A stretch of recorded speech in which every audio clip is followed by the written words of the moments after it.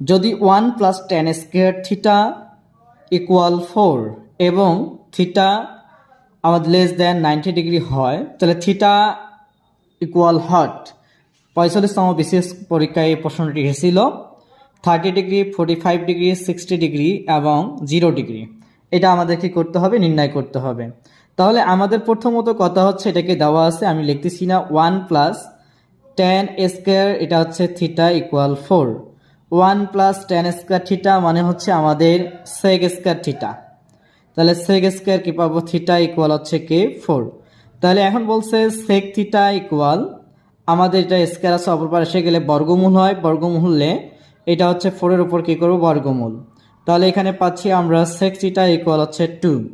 সেক 60 ডিগ্রির মান আমরা এখানে পাচ্ছি, সেক থিটা ইকুয়াল, সেক হবে কত ডিগ্রি, 60 ডিগ্রি। সেক 60 ডিগ্রির মান হচ্ছে 2 হয়, সেক যদি বাদ যাই তাহলে থিটা ইকুয়াল আমরা এখানে পাবো 60 ডিগ্রি। তাহলে এটার অ্যান্সার হচ্ছে আমাদের গ নাম্বার।